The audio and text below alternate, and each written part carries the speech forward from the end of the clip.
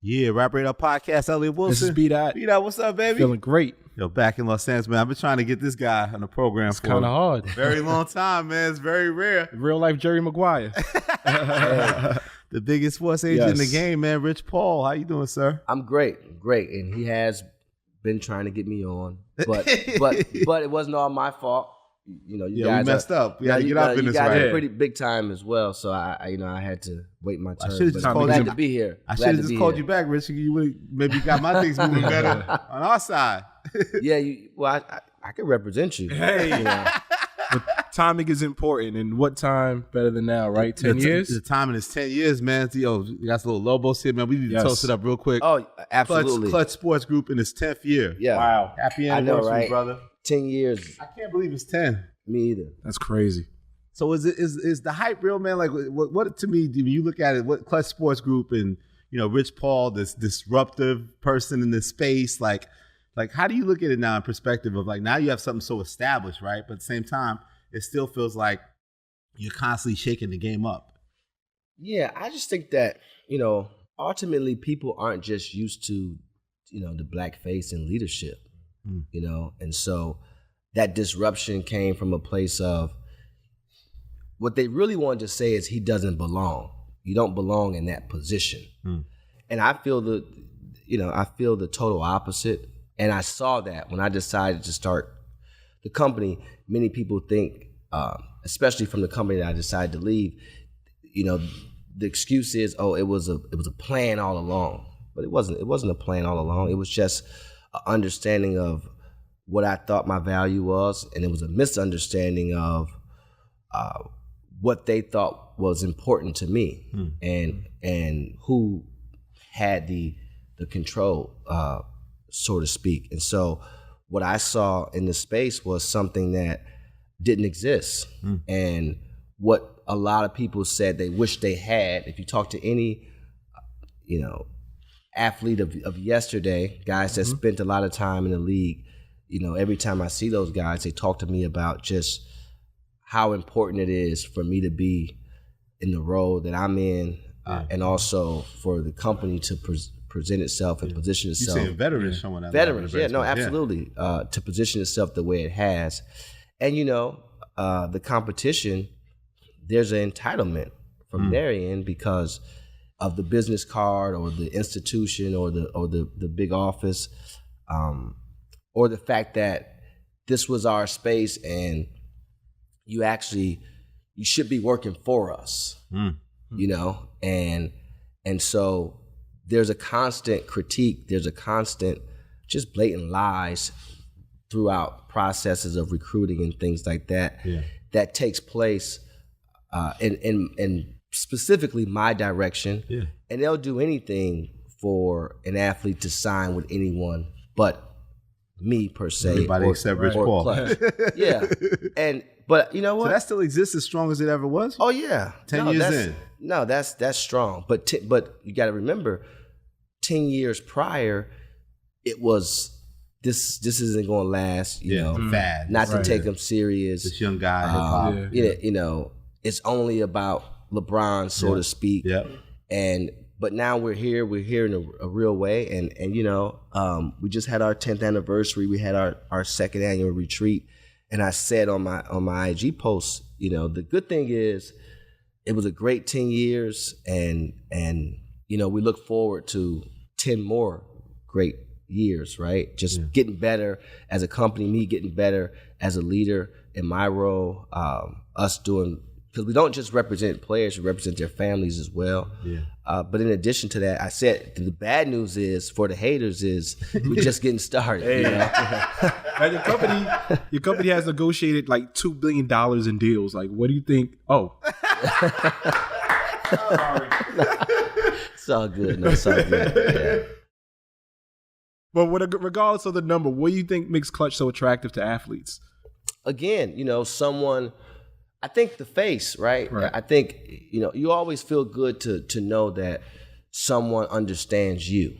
And you got to remember, for many years, agents weren't looked at. And by the way, I'm the CEO of the company, and so I play an agent role, but that's not the only role I play. But in that agent role, they weren't really looked at as credible people, you know, people doing business with integrity. They were looked at as somebody who can get me more money, and that was the value. You know, they weren't really looked, and they're still not today, not looked at someone who can help me throughout other aspects of life. And I brought that to the game because for me, it's more than a fee.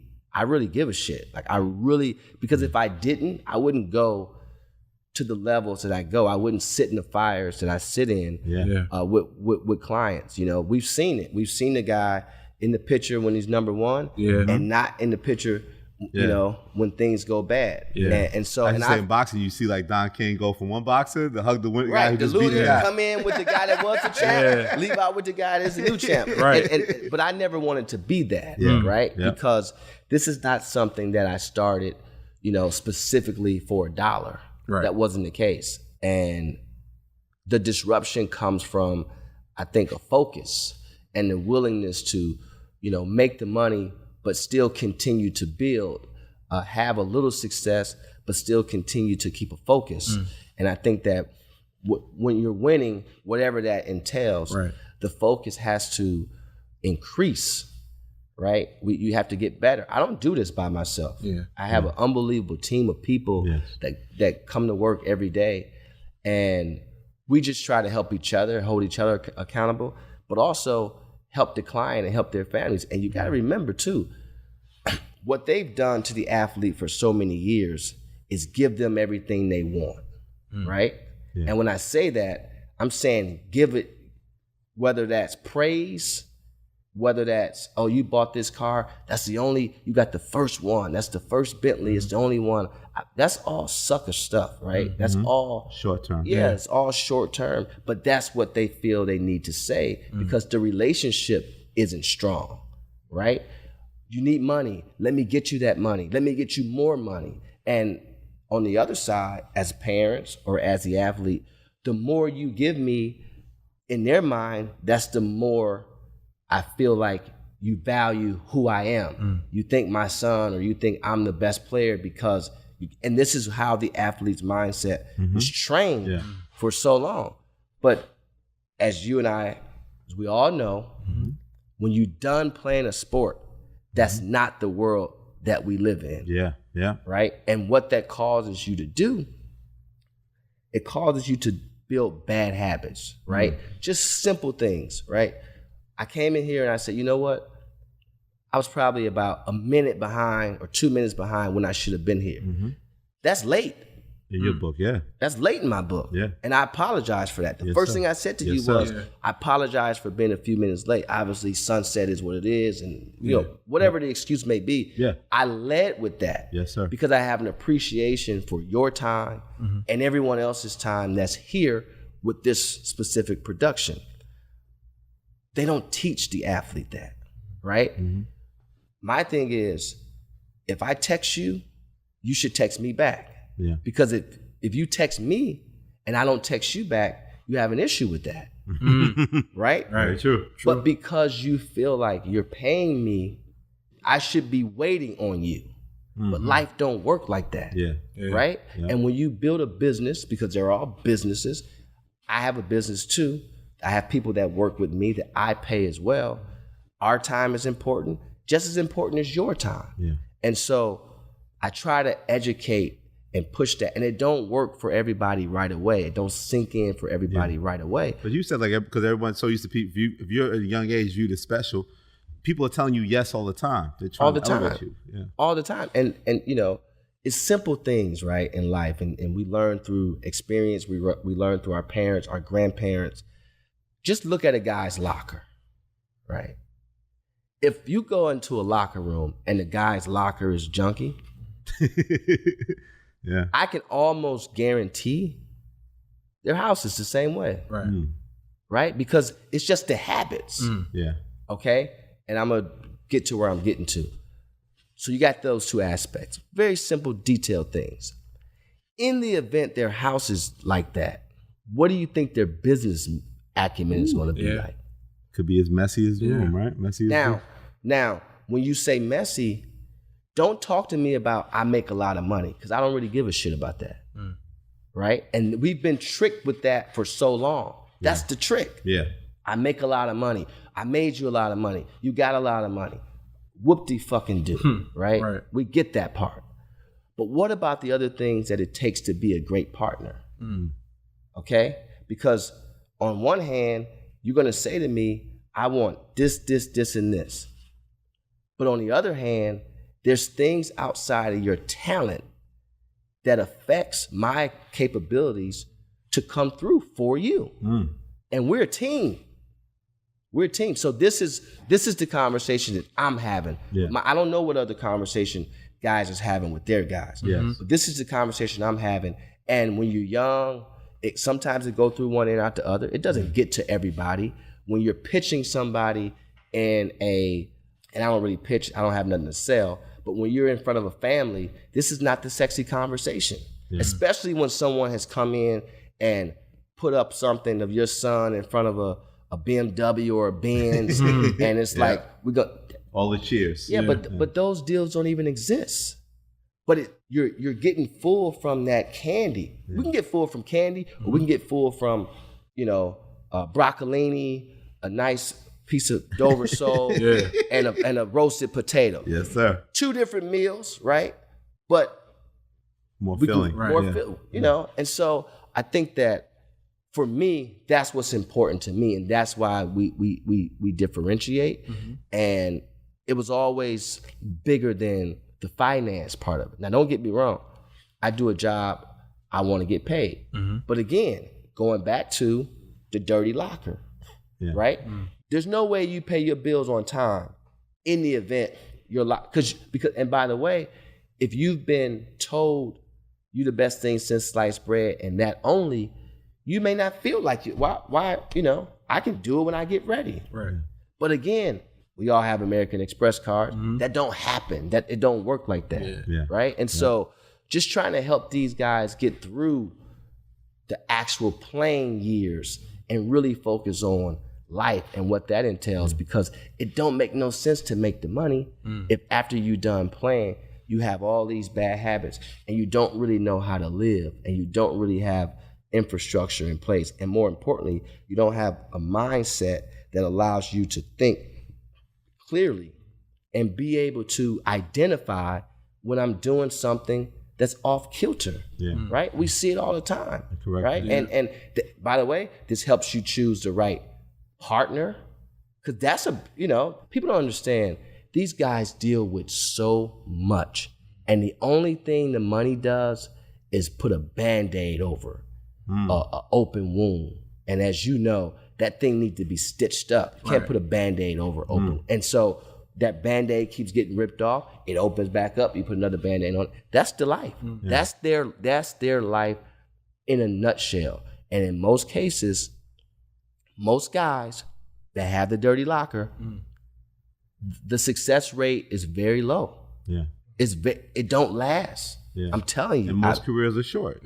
Most careers are short, and it's so unfortunate. But they'll pin, the competition will pin that person against me and against us, because for whatever reason. And as you know, it's still it's hard to do. We still haven't gotten comfortable with doing business at a high level with someone that looks like you. It's still not where it should be. I read that you said, like, with the windfall of NBA wealth comes with the black tax.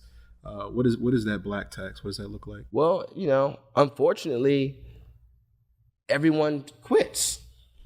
Everyone, there's an ecosystem that we live with, but everyone can't be in the section with me, right? I need a barber. I need a housekeeper. I need a driver. I need security more than ever. I need security. I need just a quarterback, someone to quarterback certain things. But if you only want to be responsible for the doing, and if you're only looking for the credit, then you're probably, because in that case, you lack the experience. And so therefore, you're not going to be put in that position, right? And then what happens is what they say I do, which is I don't. People say, oh, well, if you go with them, he's going to drive a wedge and you're not going to get. No, because if you go with us, you're gonna get the truth. And if the truth hurts, then you have to look in the mirror. Not me. You gotta look in the mirror, right? Because by the way, I lived it. I have everything that these young people next to the athlete want to do and want to accomplish. I have it on DVD. I took every step. I did everything. I carried the shoe. By the way, I'm the CEO of the company. I'll carry the gym bag right now today. Yeah, you say you live in the gym. You go to the gym. It's not an office. I'll carry the gym bag with the client's shoes in the gym bag to the car right now today, because this is what I do, right? And so at the end of the day, that's what I meant by that. Everyone around you quit. Who told you to quit your job? Because I made it. It don't work like that. Mom and dad, fantastic. You know, depend on your family structure and depend on how much money you made. You know, you're getting in, okay, that has to last you you got to multiply that or divide that times 45. That has to last you over the next 45 years. Most people don't make their money till they're 50, you know, in a real way. Yeah. Right? These guys are 20. I have clients that sign $200 million contracts. They're 22, right? And so it's a lot on them, man. It's a lot on them. But as you can see and hear in my tone, I really care about it, and I don't feel like I'm in competition with anybody because I'm not. You know, if you get a client, great, fantastic, whoop-de-doo. You know, it's everyone's not because everyone's not for us or for me to represent, and I understand that. But at the same time, I appreciate those that I have been able to. I couldn't do it without them. And I appreciate their courage.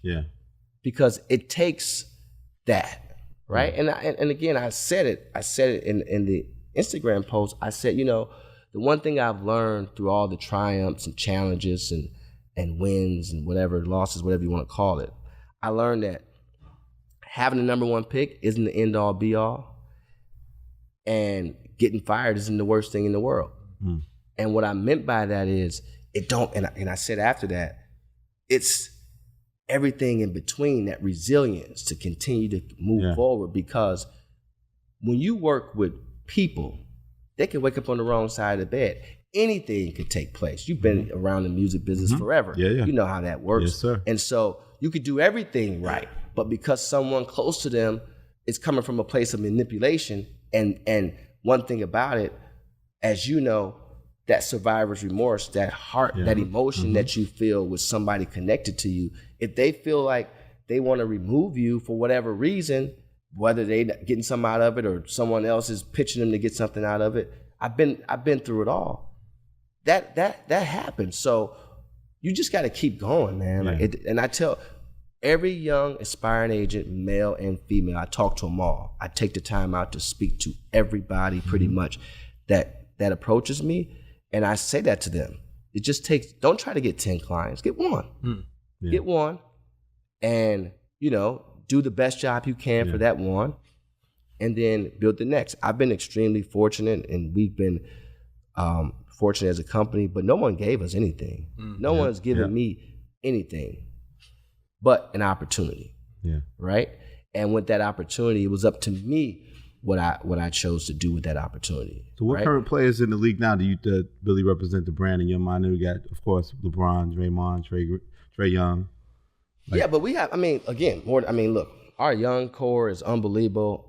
Whether you are an all-star, Darius Garland, first-time all-star, DeJounte Murray was a first-time all-star. I'm so happy for those guys. Tyrese Maxey, who's a rising star, you know, in Philadelphia.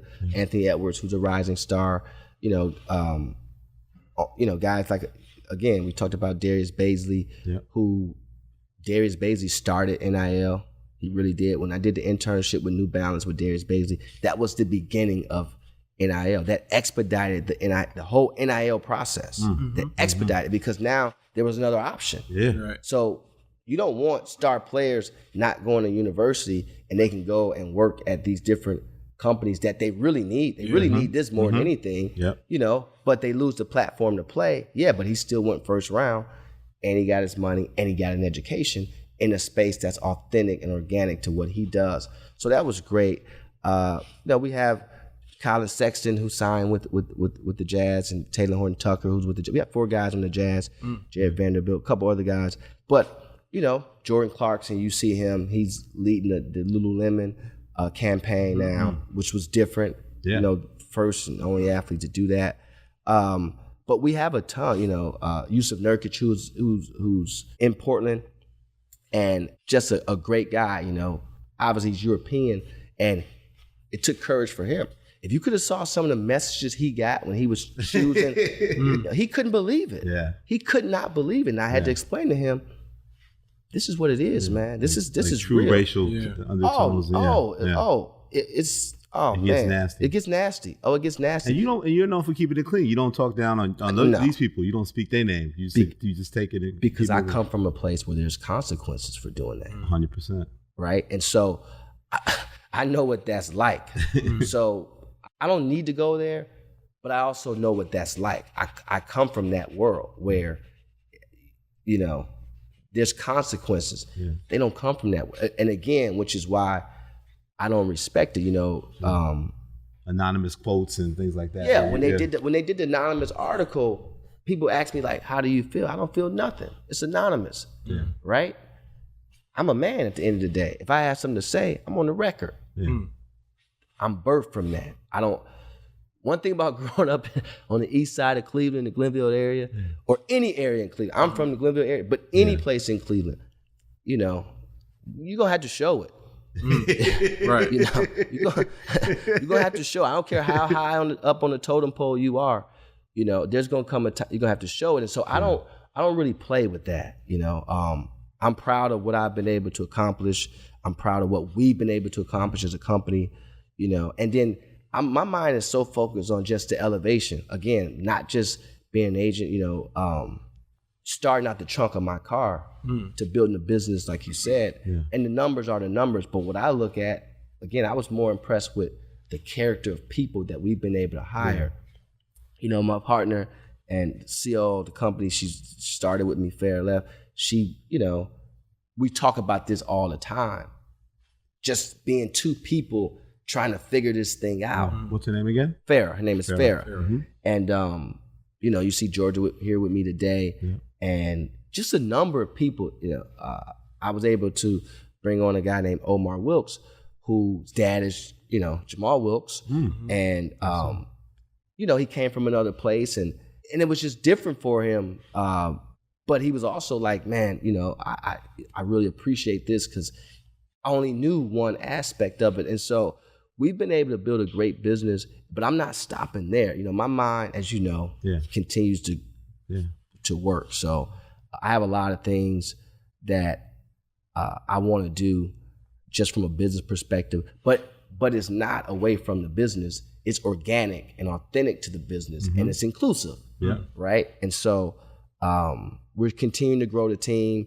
Obviously, we went into football, and that's been great. And you take your bumps in the road, and that's part of it, But I think, again, like I talk about the next 10 years, we're going to be here. We're not going anywhere. Right. We'll continue to strengthen that foundation and come through for the guys and be there when they're up and be there when they're down. You definitely disrupted the foundation. Do you feel like the system was threatened by you when they implemented the Rich Paul rule?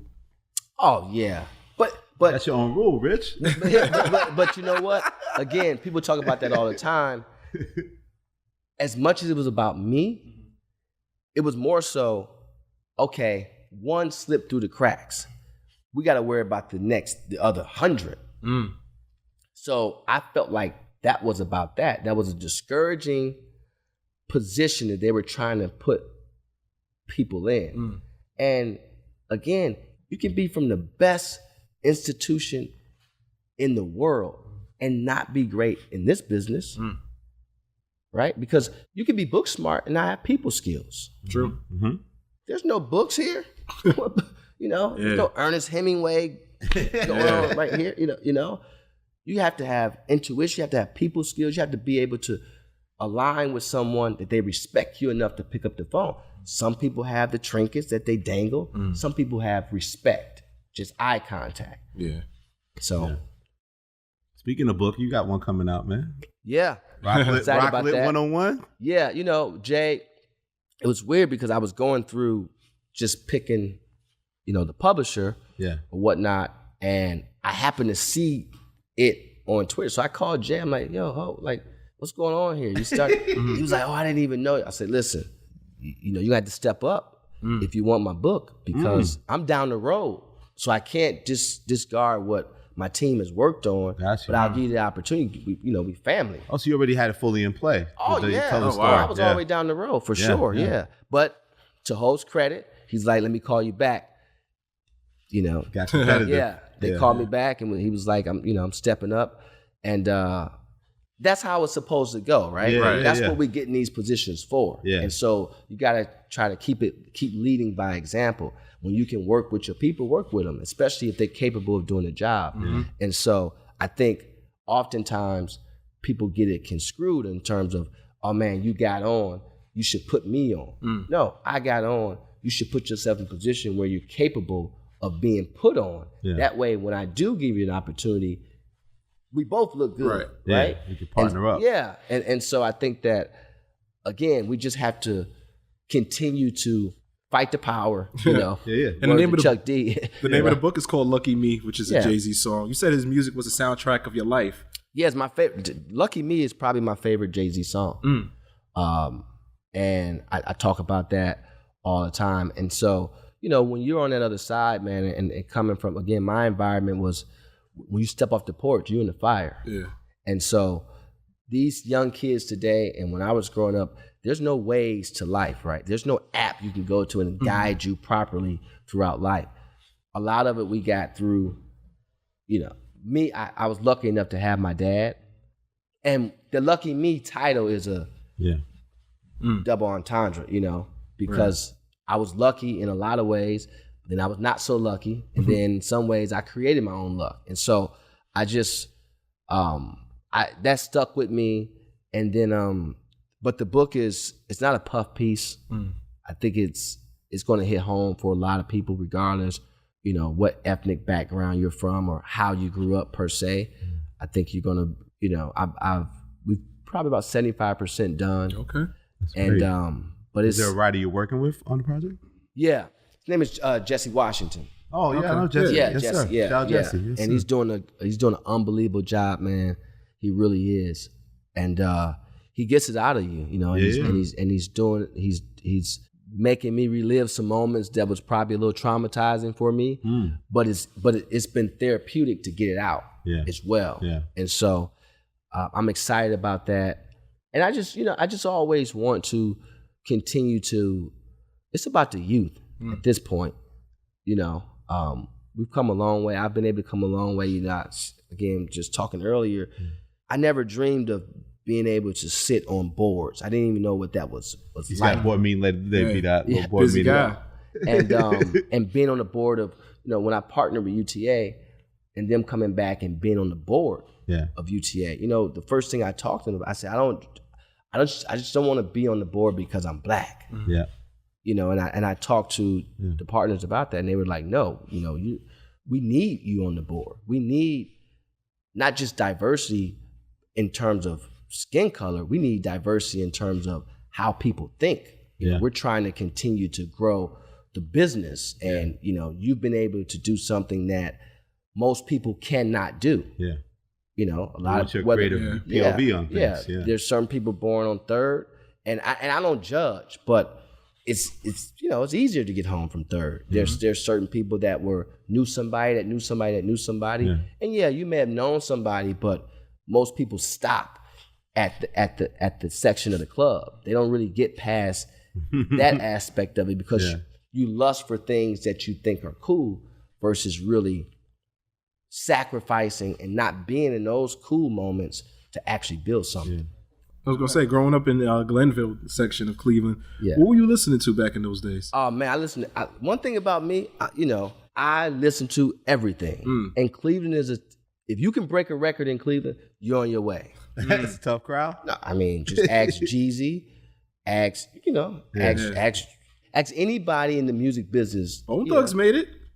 Right. But Bone Thugs was from Cleveland. So it was different. They was going to get our support no matter what. I'm talking about you not being from there. They called it in the Ohio Valley, period. You know, I was in the music business for a short time.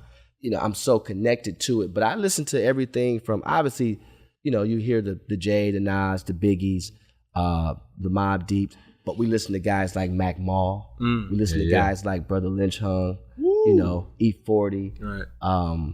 Obviously Short Dog. Then, you know, we had the Scarfaces of the world. You had UGK is one of my favorite groups. Okay. Undoubtedly. Yeah. Right? That's not even that's not a conversation, right? And by the way, 8Ball and MJG, what Tony Draper did with Suave House back then. You know, I got a deep, you know, Rolodex of music because we was in it. And then going down to New Orleans, what P did, what Baby and Slim did, like those guys were coming. Their albums came out more than shoes dropped. Like, and every week, and you had to have them, by the way. And you had to have them, and so and then obviously going to the East Coast from the Wu-Tangs to the AZs to the the Locks. All of that. I mean, Big L, everything we listened to everything. Nori, you know, Murder Music is one of my favorites. So you know, we had a deep, and then like you said, even in Chicago, you know, from obviously you had Common, but you had Twista, then you had Do or Die. And then when Kanye came, you know, he took it to a whole nother level. And the West Coast was undeniable. I remember I was listening to the DLC in I might have been in third grade. I know exactly what I had on when the Formula came out. When that album came out, I know exactly what I wore to school that day. And obviously NWA was unbelievable. Yeah. And then Easy did his thing, and then when Cube, I remember when Cube broke off from NWA and how that hit. And then obviously I listened to Snoop Doggy Style because I played muni football, and we used to take a bus trip for the national championship from Cleveland to Florida. That's a long way. Wow. Damn. I listened to Doggy Style on the Walkman all the way there and all the way back, you know, because you had to flip the tape. And, that's crazy. And so you know, I grew up, my father, my mother, my brothers, sisters, my uncles, like and not just rap, but jazz, you know, all the old school musicians and things like that. Cleveland is just that town though, right? It's a melting pot of a lot of different things. And so music was something that always was special to me, even to the current guys today. And with the entrepreneurial hustle, like throwbacks was your thing, right? You was hustling something. Oh yeah. Was that your thing that first you started meeting people in hip hop through that thing of being popular, selling them throwbacks? You know what? I never thought about that. I do remember I was at Memorial Weekend.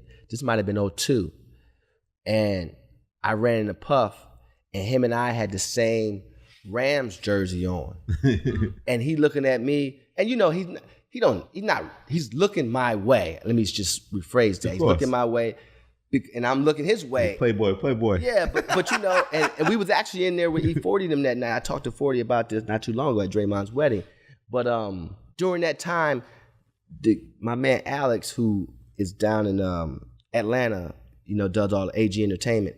He had a club there called the Billboard, and I think he had got puffed. If I remember it correctly, and I could be a little off, but I'm not really off with these type of things. So kind of, you know, I was in that whole mix. One day I'm on the bus. Jay is doing the Sprite liquid mix tour.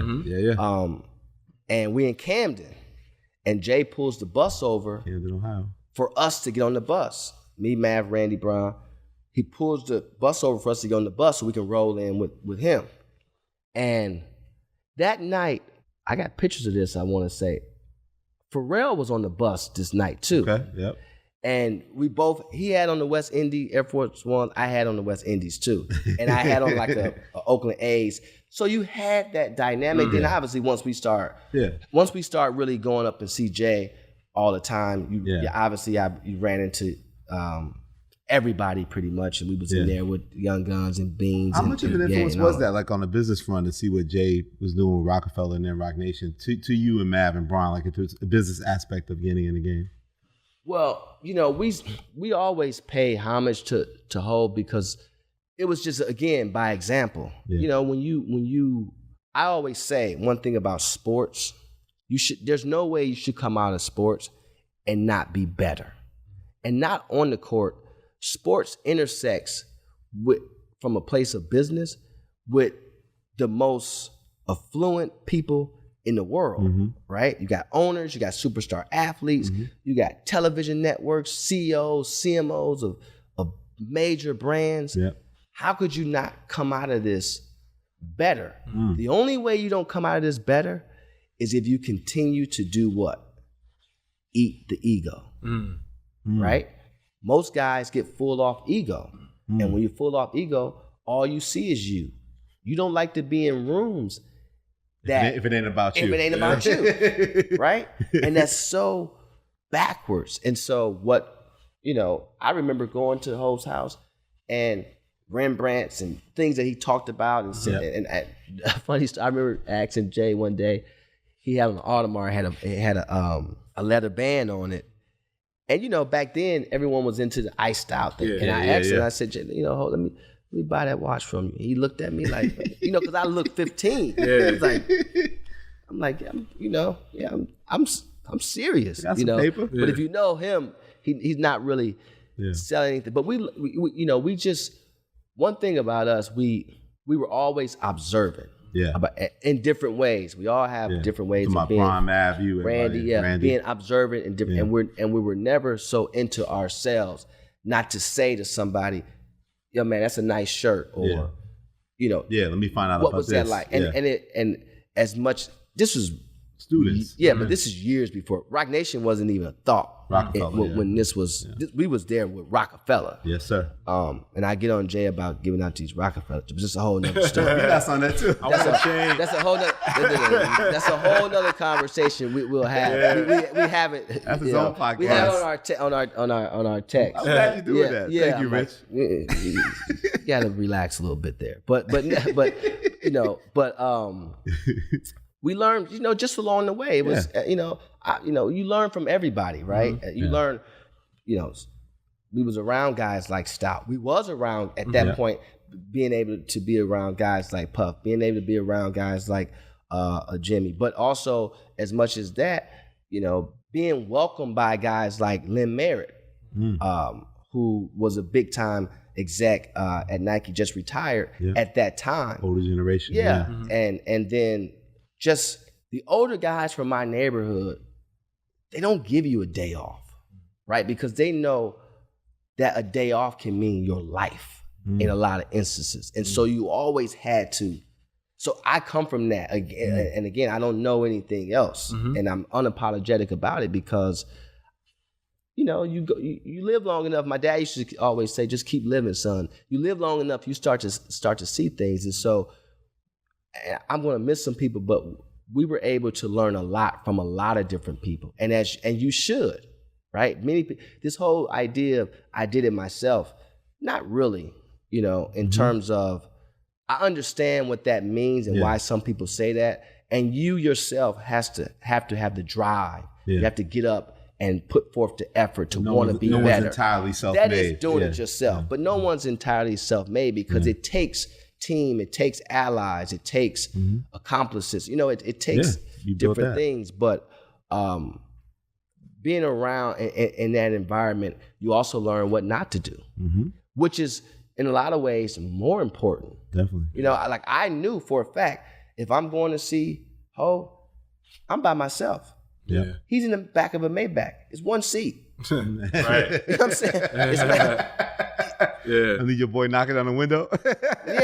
And my friends knew to meet me there. That's just how it works. Yeah. You get what I'm saying? Yeah. And there's sometimes we went together. When we went as when it was the four of us, obviously we got our own transportation, things like that. So you learn things, but we learn things from everybody. Experience. Because there was very buttoned up guys. Yeah. We was around Kevin Lyles. We was around L.A. Reid's. We was around, and these are people in music. Of course. And then again, being around other athletes in sports. But there was times when we first came in, people looked at us and definitely Mav and myself like, why y'all got this on? Or why y'all, why you? And I talk to everybody. I talk from time I get into the arena and the guy take my car keys. Hey man, thank you. I really appreciate that. To scouts, because it's an ecosystem. Right. And I wasn't doing it to receive something back. It's just my dad always taught me, everyone deserves your respect. Everyone deserves your respect. Yeah. And I go through my life like that. And so now what has helped me, I become, friends with people that I never thought I would even be friends with, right? I spent time with Chris Davis from Newberg. It was an incredible guy. His dad, Jim, they built an incredible business. But as we spent the day together, and what we both came out of it with was like, we have so much in common and such a like-minded interest. And it was just a great hang, and the kids in my neighborhood, they can't see that far, right? Yeah. And the things I've been able to do and the rooms I've been able and been blessed to be in, I can't bullshit with that, right? Yeah. I can't hold that in, right? I can't lock that up in the safe. Yeah. And I also can't take it for granted, right? Because I know the kids where I come from, they can't see that far. Yeah. So do you think the success kind of makes it even more you steering in that way of understanding that I got to help the next generation up? It spins back that way. The more success you get, the more you look towards that. That's what it's about. Clutch is a community company. It's community. It's a brand of the community. People feel like young people, and like what the young gentleman said earlier. He said, "I want to hear it." People feel like they're part of our success, and they are. Yeah. Mm-hmm. They are in the most active way they've ever been. In the most authentic way. Yeah. I walk down the street. And anywhere I go across the country, across the world, I mean, I've been on, across the pond, and people recognize you, and I talk to people, and they're rooting for. They're rooting for because just like anything, they feel like they're growing with you. And so I'm extremely appreciative of that, and you understand it, like, people was like, you did the shoe, and they always. I walk down the street and say, "Man, when your next shoe coming out?" I didn't get the first one, and shoe right there, right? Yeah. This ain't it. That's not it. Yeah, one of them. But it's coming. But it's just like so many things. And when I think back on it, it is for the youth, right? Because we losing our youth, man. We losing them at 12, 11 years of age, and I have a 14-year-old son. Right. And it's one of those things where I didn't come this far to come this far. I really didn't. Right. And that's why I try to focus on where I'm positioned and how to make things better going forward. So I'm not taking, again, these opportunities for granted. I'm not taking my positioning for granted. And I'm holding myself and others accountable. And I'm holding the industry accountable. Whether they like it or not, it don't matter to me.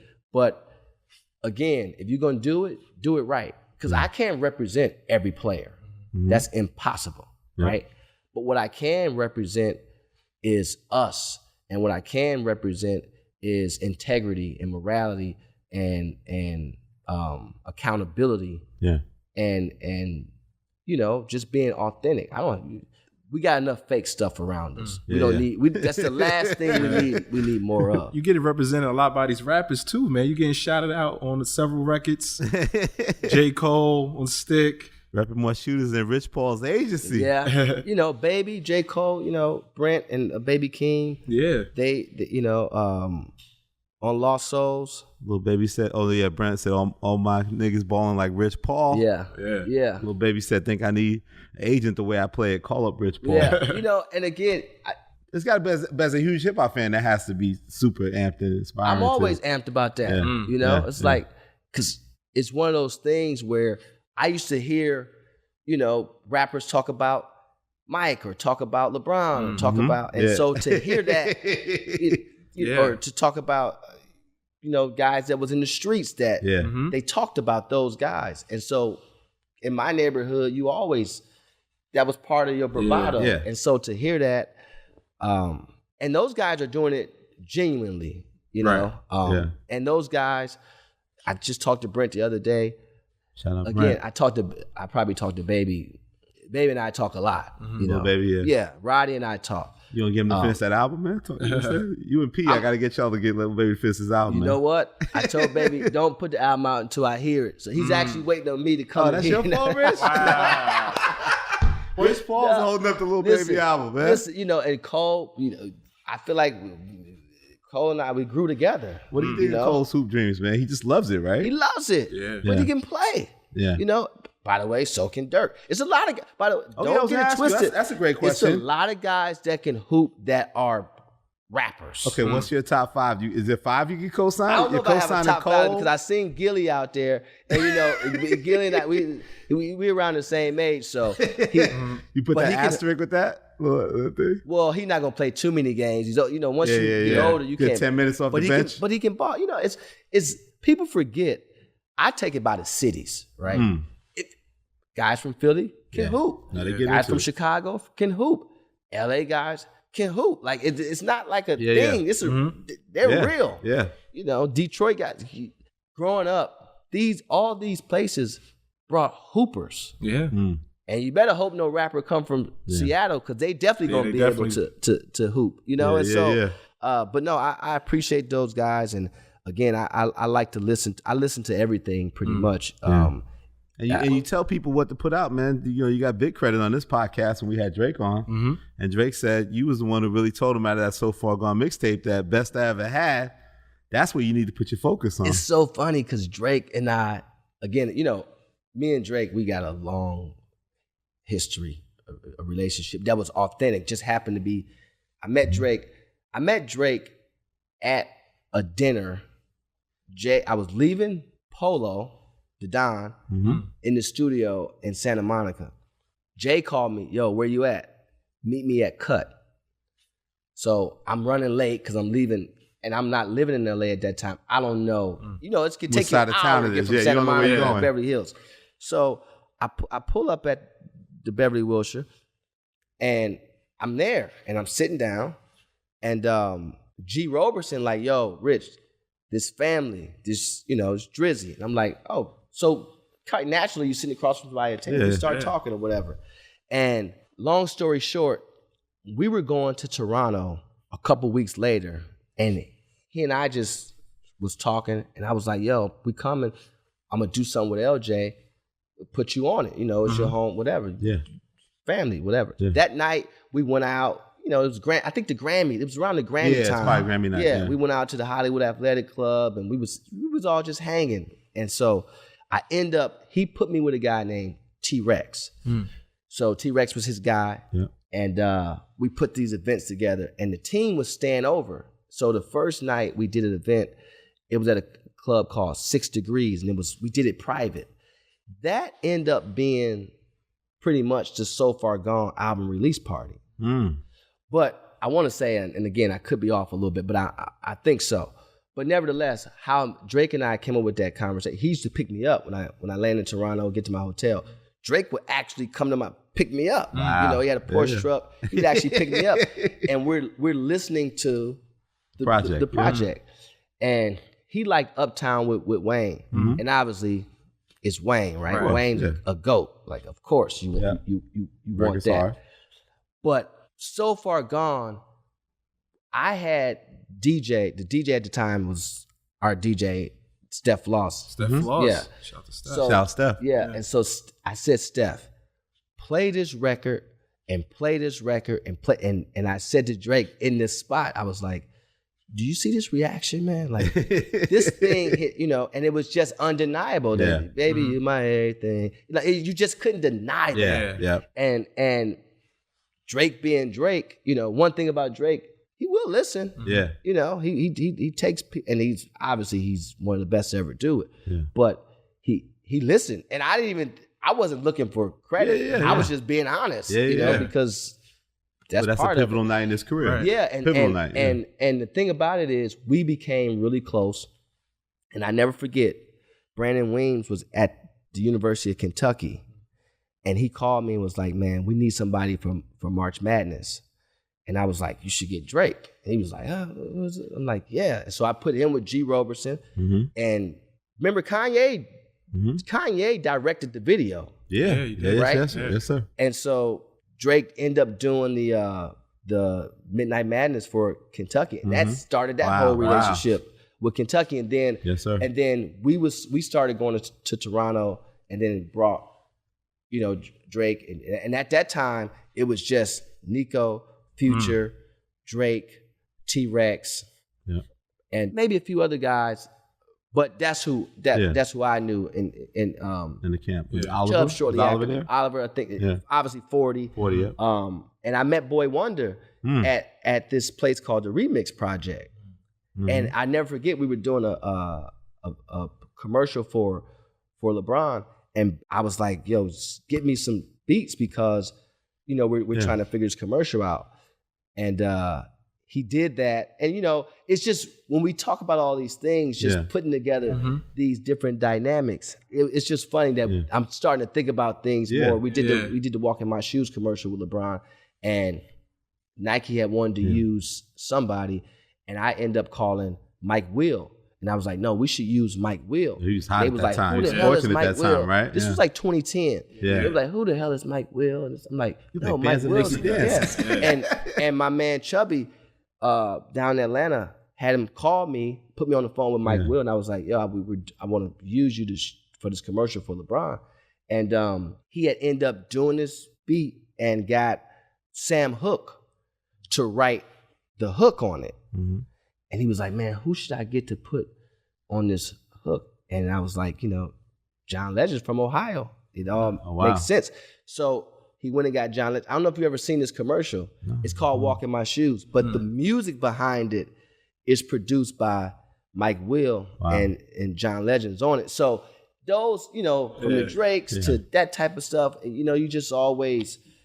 it's around you, right? And you got a production credit too, right? On Fat Joe's album, Family Ties. Yeah, you're a producer as well. Well, I didn't know this one. For real. Oh, you didn't know that one? No. I am a producer at heart. I think I'm a producer. Yeah. But no, it was just one of those things where I talked to these guys. It was me, Boy Wonder, and Vinyls was in the studio, and my man Simon manages Boy Wonder, and he works with Giveon and all those guys now. He's doing an unbelievable job. But back then, I had just said to him, I was saying, you should flip this. You got to look out that LL. And he was like, man, that shit sound kind of crazy. And he actually, I think he might have made it for Drake. Drake didn't take it. No, of course. Okay. And then I think Fat Joe heard it and was like, nah, I want that. And so Boy Wonder, gave me credit. So will Clutch ever represent rappers and musicians? You know what? Clutch Sports and Entertainment don't sound bad. Hey. It don't sound bad. It's always tricky. I think those two things intersect for sure. The right ones. Okay. I'm open-minded to it. I just think that's a different business, and it's a lucrative business if you do it right. Yeah. But again, with all this stuff, right? And I talked to everybody we talked about today. I've talked to all of them, whether they were my clients or my friends that happen to be in the music business. We have these high level conversations. It all circles back to professionalism. Yeah. And we come from a place, whether you came from the streets or whether you're an athlete, you don't have to move unless you really want to move, right? Yeah. And so how you start your day matters, regardless what you're doing. And if you're a creative that wants to be a business guy, you can't pick and choose when you want to be a business guy. You have to start your day doing business, right? And you create. When you create, you start your day doing business. And so, I think we will eventually go down that path at some point. Yeah. Maybe not. It's like I said, I'm open-minded. That's a conversation you have as a group, as a team. Yeah. Because you want to keep the main thing, but ultimately, Clutch is it's a real brand, right? And you got Clutch Sports Group, and but there's a whole other ecosystem that's there, and there's another opportunity that's there, and you tend to go that direction when you're organically pushed in that direction. Yeah. I won't force the shoe on. I won't do that. Well, whenever you start a podcast division, Ellie and I. We got a podcast division at UTA. You I come heard on on the the UTA low, side. Rich, Roy and Maul, good friends of yours, Maul. You help Maul in them situations. Yeah, for sure. Yeah. Maul, I know Maul for a long time. So when he called me, Biggs called me. Like that's what I do, man. Home team, I think helping people matters, right? And so. When you look back at it, what's been like that stands out to you? Like that was when you look back, you're like, yo, that was a tough negotiation. Like I may have got what I wanted, but like business wise, like that was really challenging for me. And I'm pretty good at this, but this still was very challenging. Man, they're all challenging. Yeah. Because there's a ton of friendly fire in negotiations as well. And negotiations in our business doesn't start July 1st. Like most people think, like, oh, it's free agency, so the negotiations have started and it ends in 5 days. No, you're always in a negotiation, and it ends when your contract is done. Right? We're not. I don't do this for ESPN or Fox or Hoops Hype. Those are all great platforms, but I try to tell my guys, don't get caught up in that, and don't get caught up into what someone else is doing. Yeah, that's the worst thing you can do is have the mindset of, oh, they got their deal done, mine should be done, or mine should be more, or this or that. Yeah. No, everything is situational. Yeah. He hasn't answered it yet, Peter. He's not telling me the answer. He's not saying what stood out the most. Because it's like you asking McDonald's for the sauce to the Big Mac. They're not gonna give it to you, especially not on the platform like this. But no, I think every negotiation is tough. What's for the different key reasons. in it? Do you think what's it like when people start throwing out numbers, right? Like for people that don't know, like what does it come down to? Is it more of a numbers game? Is it comes down to value? Yeah. It really comes down to value and situations. Like prime example, I give you this little tidbit. Colin Sexton was on the Cavaliers this year. Yeah. He missed 71 games, right? And so we get to market, and of course, the Cavs value Colin Sexton, but they only valued him to a specific number. And that's what it was pretty much the year before. Now, the year before, I wasn't representing him when he went into his, what they call an extension negotiation, which you can extend after your third year. I was not representing him. I recruited him out of college, didn't get him, which is fine. I don't take it personal. It's business. And when they decided they wanted to make a change, they came back to me and of course, great family, great kid, can play, really focus on the game of basketball. And he was, again, someone who was restricted. They call it being restricted, meaning that this team owns your rights and the next team can offer you, but this team has the right to match. And so that hurts your market as well. Yep. Now, at the same time, I also represent Darius Garland. They're on the same team. Yeah. And so July 1, Darius Garland was an all-star. Team calls. By July 3rd, I'm able to negotiate, $232 million contract for Darius Garland. Yep. But I can't forget about my job isn't done. Yes, sir. Right? I still got Colin Sexton there. And one thing about it, you can spin it any which way you want. And sometimes this can backfire on you because when you care as much as I do, you're willing to go to the bitter end, right? And we were more than willing to just play on a 1-year deal, which is called your qualifying offer, and come back next year in a different market, and he would be totally free to sign with whoever he wanted to with no restrictions. But again, I got a young man coming off an injury, missed 71 games. Yep. As you know, his family, his mom and dad did an unbelievable job. We stayed in communication. And I just was very honest with them and very matter of fact with them, and they appreciated it. And we sat out there for 3 months, right? Tough. And lo and behold, here comes Utah. They want to trade Donovan Mitchell. Well, now the Cavs, you got to give to get, you know? And so here's Colin Sexton sitting there. His value to the Cavs was X, but his value to Utah was why we was able to secure a 4-year, $73 million fully guaranteed contract for him. Yes, sir. After missing 71 games. That's huge. There's 82 games in a season for people that don't know. Right. So 71 games out. But imagine that I made it about anything but him. Yeah. Right? Which is part of the reason why I haven't. This year was my first time taking a vacation in a long time. And I promised B that I would go on vacation. Mm-hmm. I was there in the Hamptons one day and she was like, Rich, you need to go on vacation. Yeah. I promised her. And I also promised Draymond that I would go on vacation. Yep. And I needed it, and put the phone down. I actually did too, because I took my kids and I felt like that was great. We went on a family vacation, and then obviously I took my brother and some other friends. We went on a vacation, and it was great. I needed it, but it was I don't vacate really because the work isn't done. Right. And so, but many people, not just those two, many parents and colleagues and stuff tell you, but you got to take care of yourself. And so this year I decided to do that. But even on vacation, I'm calling, on the phone. Checking in on Colin just to make sure. And look, there's a lot of different situations that come about. And like I said in the beginning of our conversation, I don't feel right sitting in the limelight with the client and not sitting in the fire with the client. I've been through it, whether it was in Ben's situation. Yeah, the Ben Simmons situation. You really got put in the fire with that one. Yeah, and these people, they try to use it against you, and they try to blame you for it.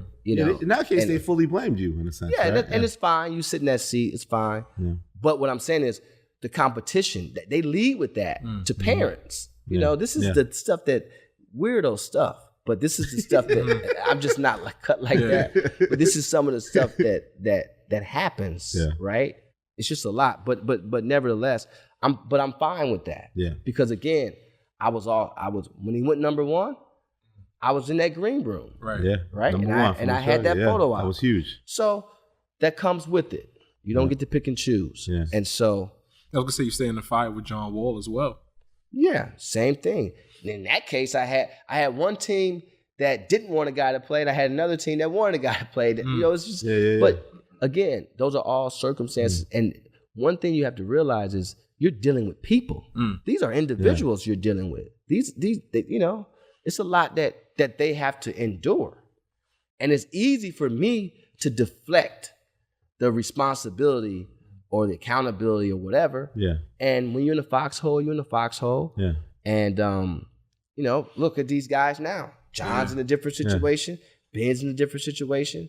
But all those articles and all those anonymous naysayers or whatever the case may be, they're not coming out apologizing. Yeah. When I get sued for nothing and, they drop the case in one aspect, you didn't see nobody write about that. They're not passing that around to parents. Yeah. But they passed around when the young man decided to sue me for whatever reason, not to go too much into it because we still it. But when they decided that was passed around. Yeah.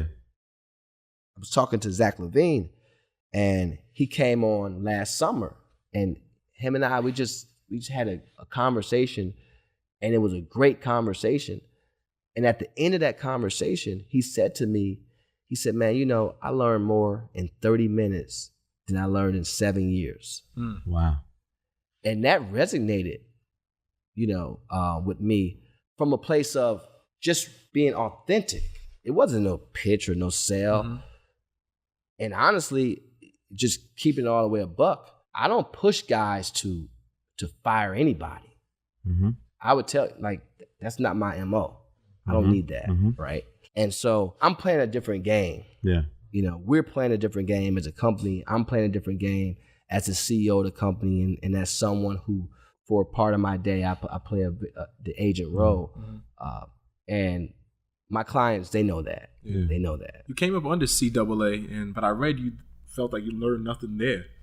Like, you felt like they didn't have the tools for you? I don't even mention the company. Oh, okay. All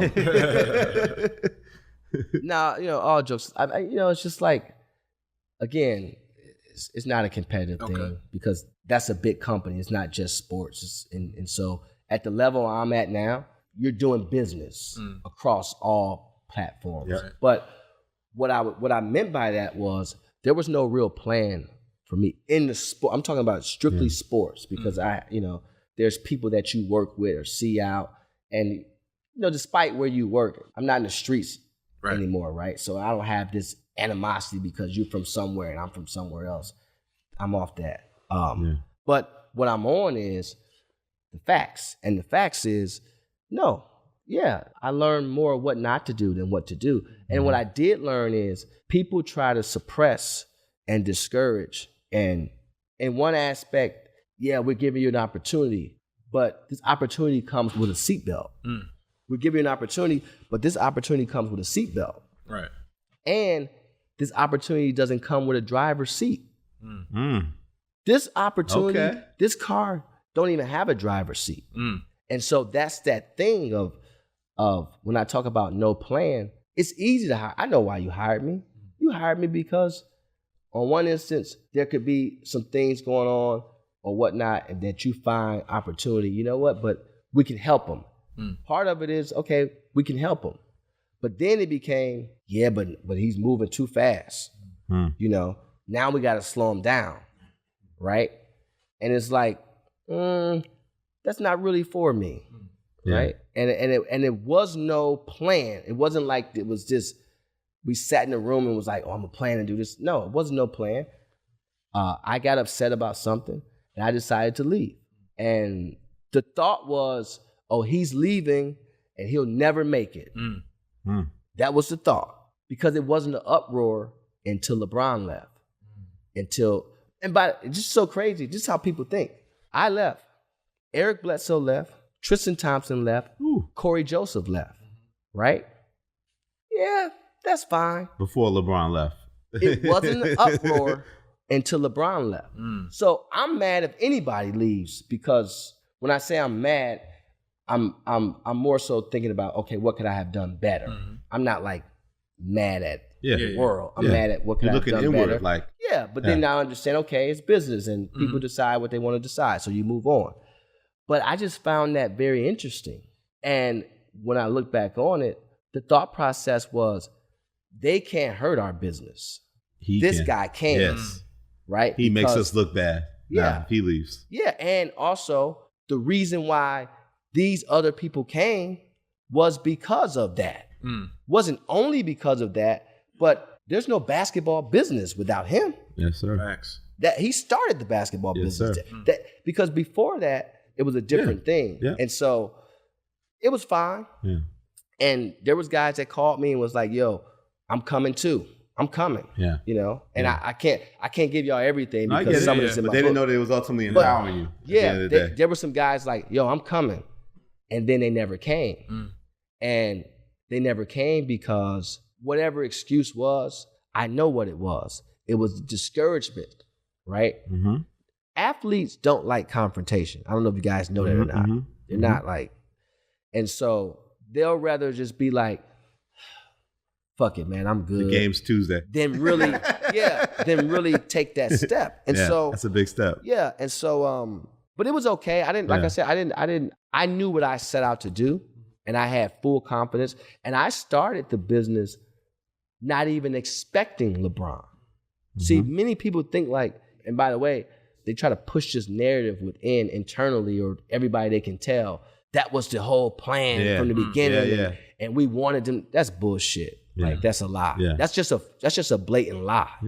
Right. And so you gotta watch people like that. But nevertheless, I knew that what I wanted to do and I had the vision how I wanted to build it, and I was willing to take as long as it took. And I had dry runs,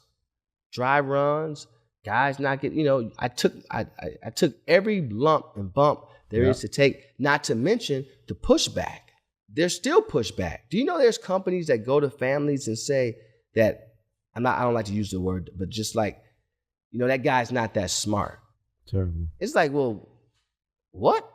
But I just laugh at things like that because I'm like, well, wait a minute. It takes some type of, I'm not Einstein, but we wouldn't be talking this long. But that's a little hard. That seems a little strong. But there's undertones to that. It is what it is. One last LeBron thing I wanted to ask, because like so much is said about earlier days of decision, right? He goes to Miami, it's controversial. You was, as far as I know, at the forefront of the move back to Cleveland. Absolutely. And how that happens, right? Yeah. Like, and you know, as we look at it, like, it's crazy, right? The owner says crazy things. People are burning jerseys. Like, how does it get back to taking him back from Miami back to Cleveland? It's business, man. It's business, you know. And my conversation with him, just like I have conversations with all the clients, it's the right way to do things, and it's the wrong way to do things. And there's things that you want to do, and there's things that you should do. And in this case, him going back to Cleveland was about legacy. It had nothing to do, I don't care about the letter, this or that. I'm talking about, how does this affect your legacy, right? You win one in Cleveland? Can't tell him nothing. Yeah. Right. Yeah. And so it's funny what I said to him, because, you know, I had to speak to everybody. I had to speak to Aunt Glow. I had to speak to Savannah. I had to speak to Mary. I had to speak to Randy. I had to have these conversations. But this is the hat I'm wearing. Yeah. And I said to him, I said, you know, we can sit here and talk about the grudge and whatever, whoever, but the reality of it is this. You and I both know we've come from places where we've seen two siblings basically try to kill each other and pretty much sleep in the same house that night. A letter, this or that. This is about legacy. This is much. There's nothing bigger than this, by the way. You going back home and winning. There's nothing bigger than this. And there used to be a general manager on the Cavs. His name was Chris Grant.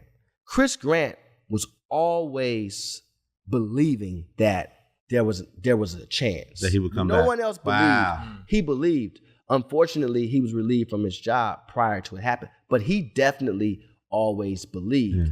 And so, and you maintain that relationship. I maintained that relationship. Yeah. I maintained that relationship with Dan, and I maintained a relationship with Nate Forbes at the time. And the year that LeBron left Cleveland, it was a lockout following it.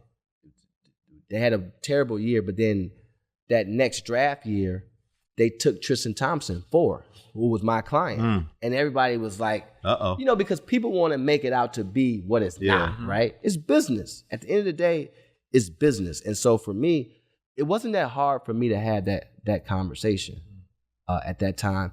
Just like it's not hard for me to, you know, again, using Zach for an example this year, when he was in his free agency, just having a very matter-of-fact conversation. You know, when DeJounte was traded from the Spurs to the Hawks, you know, I have a great relationship on both sides with the Hawks and the Spurs. And so, you know, again, the naysayers, they try to paint a picture of that's totally false in terms of in our environment in the league.